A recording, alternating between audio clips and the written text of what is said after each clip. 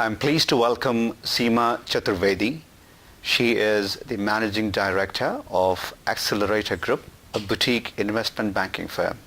She's also a past president of TiE Detroit and a past trustee on the Global Board of Trustees of TiE Global.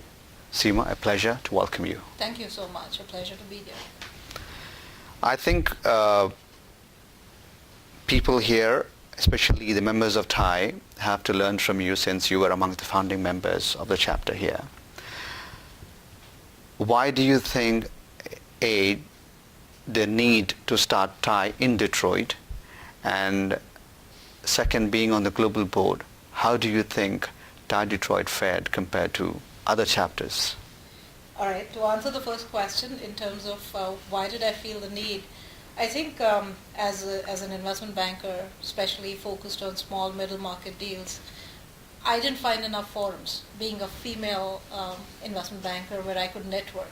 And yet I had this boss who is Jewish, and he would look at me and say, Seema, how come you never network as much as you should be? And I said, well, I don't find enough forums. So I read about TiE Chicago. I loved the concept. TiE was still very nascent. This is still early 2000, late 1990s.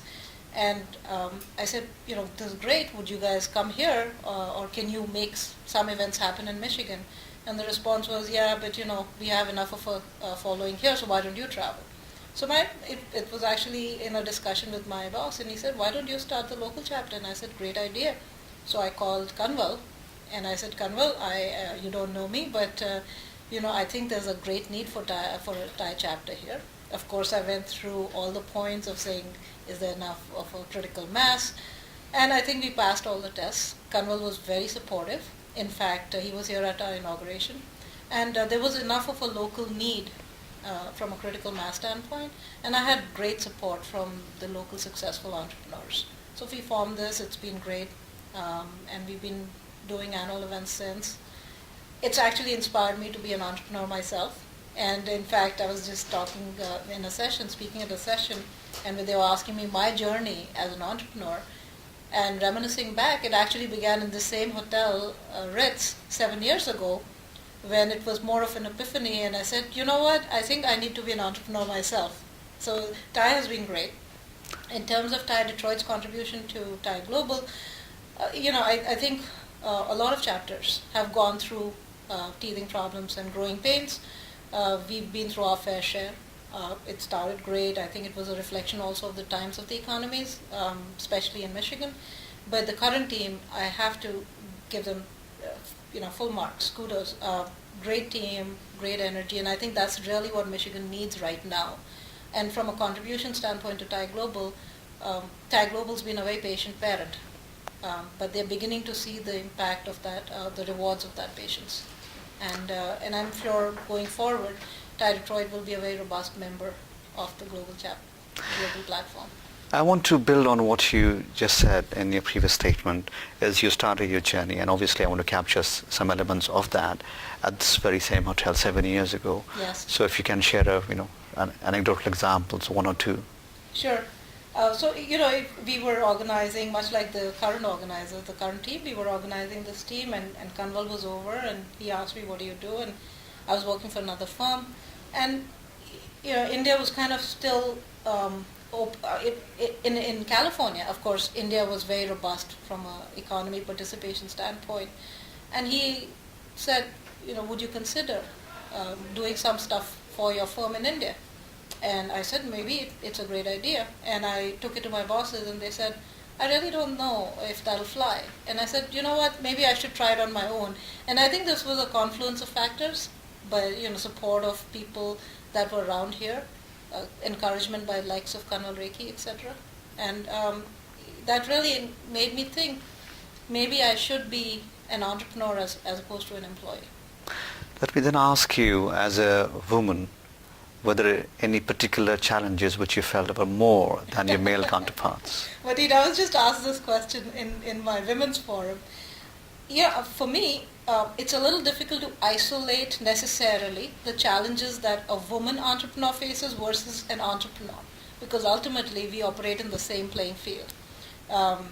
The challenges initially people would look at me and saying, given that investment banking is a high-touch business and you need to be around your client a lot, I think there were concerns about continuity, the level of seriousness. Was it just one of those hobby things for me? How serious was I?